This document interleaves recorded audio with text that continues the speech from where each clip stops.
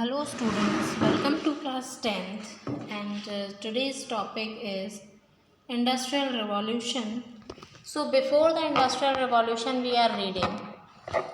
Before the Industrial Revolution के बारे में आज हम पढ़ेंगे. All too often we associate industrialization with the growth of factory industry. जितना भी हमने एसोसिएट इंडस्ट्रियलाइजेशन के बारे में पढ़ा है उसमें हमने फैक्ट्री इंडस्ट्रीज़ के बारे में ही पढ़ा है. When we talk of industrial production, we refer to factory production. जब भी हम इंडस्ट्रियल प्रोडक्शन की बात करते हैं तो हम फैक्ट्री प्रोडक्शन के बारे में ही बात करते हैं. And when we talk of industrial workers we mean factory workers. और जब भी हम इंडस्ट्रियल वर्कर्स के बारे में बात करते हैं तो हमारा मतलब होता है फैक्ट्री वर्कर्स के बारे में. Histories of industrialisation very often begin with the setting up of the first factories. Industrialisation की जो हिस्ट्री है वेरी ऑफन बिगिन वो स्टार्ट हुई थी with the setting up of the first factory. First factories के साथ साथ स्टार्ट हुई थी. There is problem of such ideas. कुछ प्रॉब्लम्स है ऐसे आइडियाज़ के साथ. देखें, even before factories begin to dot the landscape in England and Europe.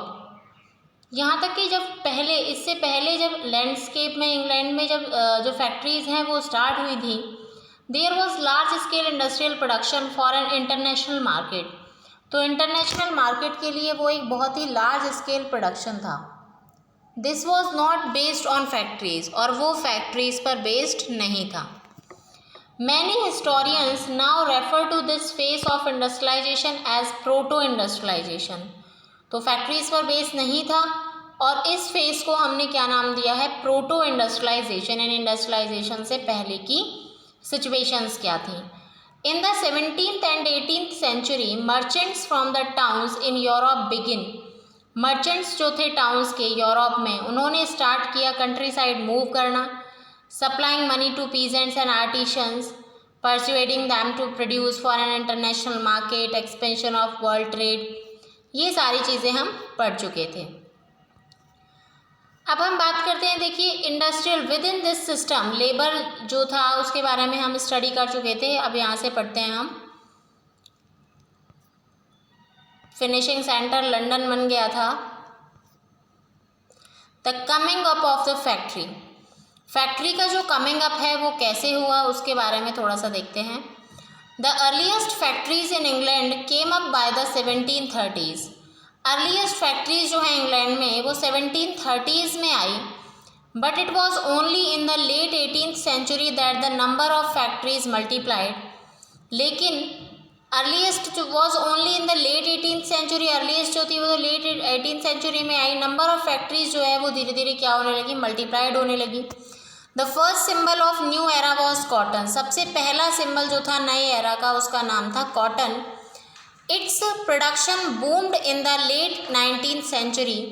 इसका प्रोडक्शन बूम हुआ, यानी इसके प्रोडक्शन में कॉटन का जो प्रोडक्शन था, यानी अब जो कॉटन का एरा आया था, कॉटन के प्रोडक्शन में बहुत ही बड़ा उछाल आया 19th सेंचुरी में. और 1760 में ब्रिटेन वॉज इम्पोर्टिंग 2.5. 1760 की अगर हम बात करें तो ब्रिटेन इम्पोर्ट कर रहा था 2.5 million pounds of raw cotton to feed its cotton industry. यानी कि ब्रिटेन जो है वो अदर कंट्रीज से 2.5 million pounds of raw cotton import कर रहा था, परचेज कर रहा था अपनी कॉटन इंडस्ट्री को आगे इम्प्रूव करने के लिए, अपनी कॉटन इंडस्ट्री के लिए, रॉ मटेरियल के लिए. By 1787 this import soared to 22 million pounds. 1787 में जहाँ ये 2.5 मिलियन था वहीं 27 ईयर्स में ही ये 22 मिलियन पाउंड्स हो गया. This increase was linked a number of changes with in the process of production. इससे वहाँ पर जो प्रोसेस ऑफ प्रोडक्शन था उसमें बहुत चेंजेस आए. Let us look briefly at some of these. अब इनमें से जो कुछ है उनको हम ब्रीफली देख सकते हैं. A series of invention in the 18th century. 18th century की जो सीरीज थी, increase the efficacy of each step of the production. उन्होंने हर प्रोडक्शन का जो स्टेप था उसको इंक्रीज किया. कार्डिंग, ट्विस्टिंग, यानी हर प्रोडक्शन का जो स्टेप था उसको चेंज किया. दे एनहेंस द आउटपुट, यानी कि जो भी प्रोडक्शन का प्रोसेस होता था जैसे कार्डिंग करना, देन ट्विस्ट करना, फिर स्पिनिंग करना, देन रोलिंग करना. दे एनहेंस द आउटपुट पर वर्कर, उन्होंने पर वर्कर का जो आउटपुट था वो एनहेंस कर दिया। Enabling each worker to produce more, हर वर्कर से ज़्यादा प्रोडक्शन कराया। They made possible the production of stronger threads yarn, और वो बहुत ही ज़्यादा स्ट्रॉन्ग थ्रेड और यार्न बनाने में कामयाब हुए। Then Richard Arkwright created cotton mill, फिर रिचर्ड आर्कराइट ने कॉटन मिल को क्रिएट किया। इस समय तक हम देख सकते हैं कि कॉटन का प्रोडक्शन जो है वो पूरे कंट्री साइड में फैल चुका था। Carried out with in the village house hold, और विलेज हाउस होल्ड्स तक वो जा चुका था। But now costly new machines could be purchase, लेकिन अब कॉस्टली न्यू मशीन्स जो हैं वो परचेज की जाती थी, सेटअप किया जाता था और उन्हें मिल में मेंटेन किया जाता था। विद इन द मिल के अंदर, ये देखिए ये लैंकेस्टर कॉटन मिल है जिसमें लंदन में जिसको किया गया है शो। मिल प्रोसेसेस, तो ये जितने भी प्रोसेस है विद इन द मिल के अंदर जो भी प्रोसेसेस थे were brought together under one roof, वो सारे के सारे प्रोसेसेस एक रूफ और एक मैनेजमेंट के अंडर में ही होते थे। This allowed a more careful supervision over the production process, इस वजह से ज़्यादा केयरफुल सुपरविजन जो है वो प्रोडक्शन प्रोसेस के खिलाफ हुआ।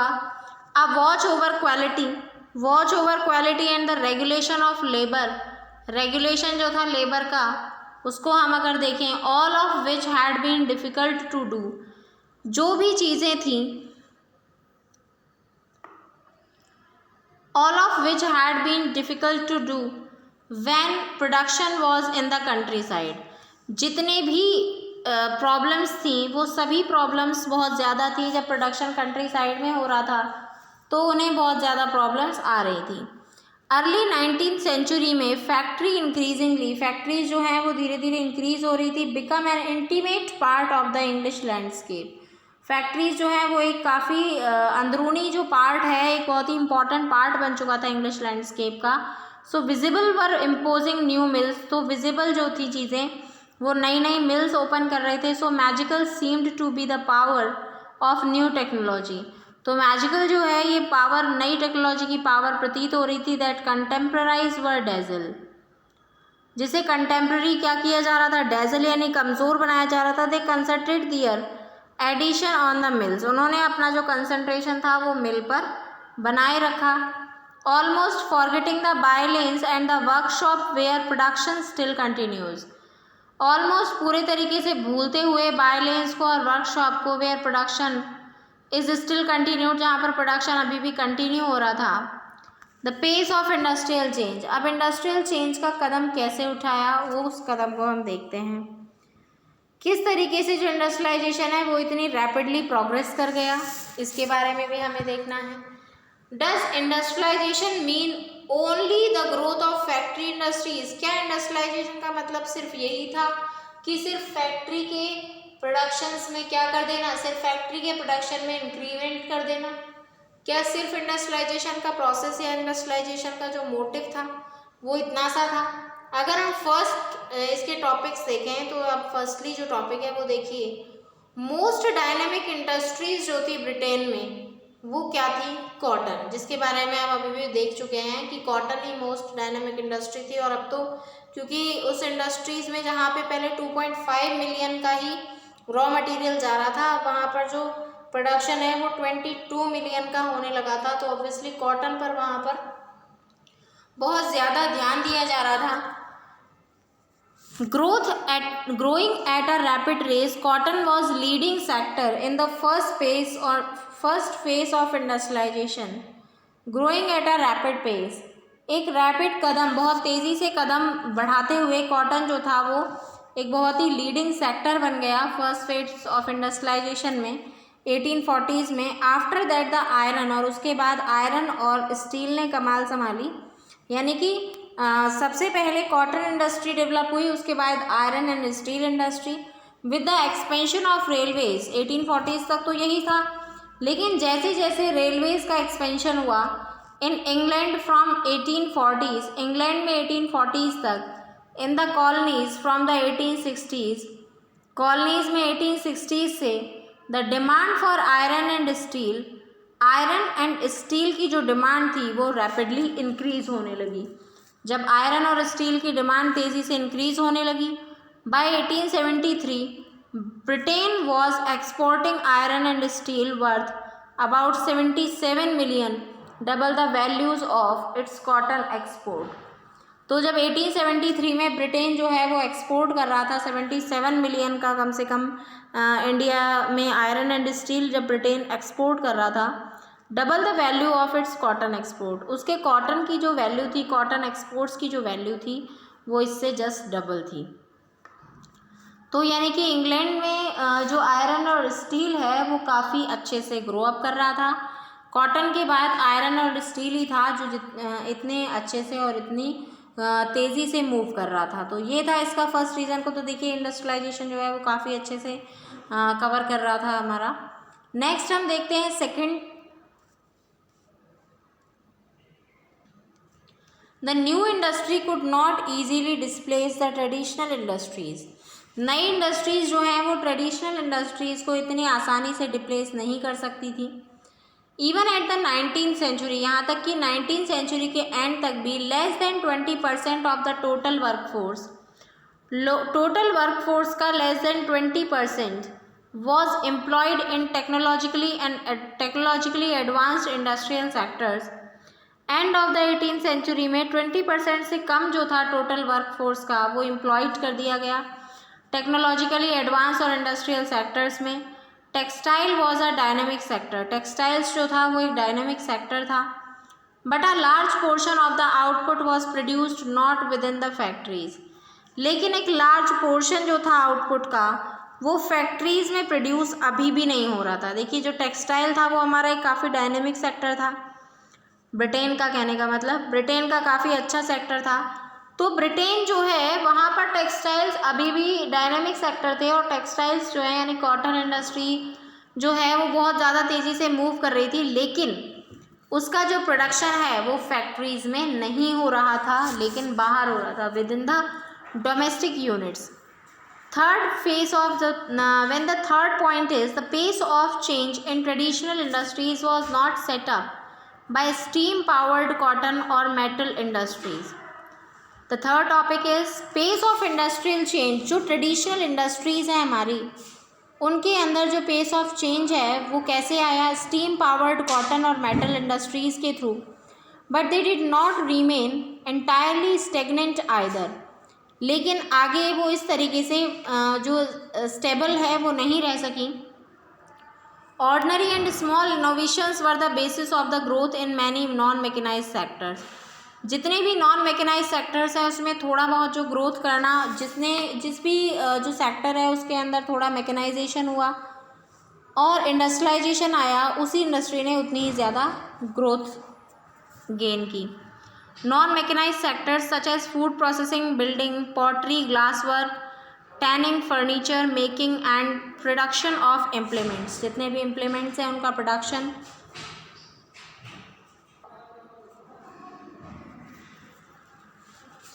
जो बेसिस था, सिमिलरली ऑर्डनरी और स्मॉल इनोवेशंस जो है वो बहुत ज़रूरी थे हर इंडस्ट्री में, चाहे वो फूड प्रोसेसिंग हो, बिल्डिंग हो, पॉटरी हो, ग्लास वर्क हो, टैनिंग हो, फर्नीचर मेकिंग हो, या कोई भी और इम्प्लीमेंट्स हो। फोर्थ पॉइंट अगर हम देखें, the technological changes awkward slowly. जो टेक्नोलॉजिकल चेंजेस थे वो बहुत धीरे धीरे हो रहे थे। They did not spread dramatically across the industrial landscape. उन्होंने ड्रामेटिकली अक्रॉस किया इंडस्ट्रियल लैंडस्केप को, काफ़ी बहुत तेज़ी से जो टेक्नोलॉजिकल चेंजेस है वो नहीं हुए। नई टेक्नोलॉजी क्योंकि एक्सपेंसिव भी थी और इंडिया में उसका यूज़ करना या फिर इंडस्ट्रियलाइजेशन को इतनी तेज़ी से आना बहुत ज़्यादा जल्दी पॉसिबल नहीं था। इंडस्ट्रियलिस्ट जो थे वो कॉशियस थे इसको यूज़ ही करने के लिए कि पता नहीं कैसी होगी, बेनिफिशियल होगी या नहीं होगी, इतना ज़्यादा इन्वेस्टमेंट कर दें और फिर अगर मान लीजिए काम नहीं आई तो फिर बहुत ज़्यादा लॉस हो जाएगा। They were not so as effective as their inventor and manufacturer claimed। क्योंकि उन्हें ऐसा लगा था क्योंकि जो मशीन्स हैं वो अगर कभी टूट भी जाती थी तो उनकी रिपेयरिंग भी बहुत कॉस्टली होती थी, तो वो इस चीज़ से रिस्क लेने में थोड़ा सा हेजिटेट थे। अगर हम स्टीम इंजन का ही माने, एक केस लेते हैं, जेम्स वॉट ने इसे इम्प्रूव किया था स्टीम इंजन को और इसको प्रोड्यूस किया था न्यू कॉमन और पेटेंट कराया न्यूकॉमन ने इसको 1781 में। His industrialist friend Matthew Boulton जो था उन्होंने मैन्युफैक्चर किया नया model, but for years he could find no buyer. काफ़ी सालों तक उन्हें इसका कोई ख़रीदार नहीं मिला। And at the beginning of the 19th century, और 19th सेंचुरी की बिगिनिंग में there were no more than 321 steam engine, जो कि 321 स्टीम इंजन थे all over England. Of these 80 were in cotton industry, उनमें से 80 जो थे वो कॉटन इंडस्ट्री में थे, 9 इन वूल इंडस्ट्री, और 9 जो थे वो वूल इंडस्ट्री में थे। Rest in mining, canal works, iron works, इन सभी में थे। Steam engines were not used in any of other industries till much later in the century. Steam engines जो थे वो यूज़ नहीं किए जाते थे अदर इंडस्ट्रीज़ में till much later in the century. So even the most powerful new technology enhance the productivity of labour manifold was slow to be accepted by industrialist. बहुत slow थी इंडस्ट्रियलिस्ट के through अगर देखा जाए तो, यानी कि इंडस्ट्रियलाइजेशन जो था उसमें मैकेनाइजेशन का यूज़ जो किया जाता था वो बहुत स्लोली हो रहा था। Historians now have come to increasingly recognize that the typical worker in the mid-19th century was not a machine operator but the traditional craftsperson and laborer। जितने भी हिस्टोरियंस थे उन सभी ने मशीन ऑपरेटर जो था उन सभी में ये इंक्रीजिंगली रिकॉग्नाइज, बहुत तेज़ी से रिकॉग्नाइज हुआ, क्योंकि टिपिकल वर्कर्स जो थे मिड-19th सेंचुरी के वो एक मशीन ऑपरेटर नहीं थे बल्कि एक ट्रेडिशनल क्राफ्ट्स पर्सन्स थे और लेबर थे, तो उन्हें मशीन्स को ऑपरेट करने में भी बहुत ज़्यादा प्रॉब्लम्स आती थी। तो ये था हमारा आज तक का टॉपिक। और ये देखिए आप स्पिनिंग फैक्ट्री देख सकते हैं किस तरीके से इतने बड़े बड़े व्हील्स को moved by the steam power could set in motion, spindles को कितने स्टीम पावर से चलाया जा रहा है। तो इस टाइप के जो पहले प्रोडक्शंस थे वो हुआ करते थे। सो नेक्स्ट जो हमारा टॉपिक होगा वो पढ़ेंगे हम hand labour and steam power, ये कैसे काम आई, इसके बारे में हम इन नेक्स्ट वीडियो में पढ़ेंगे। So thank you, have a nice day.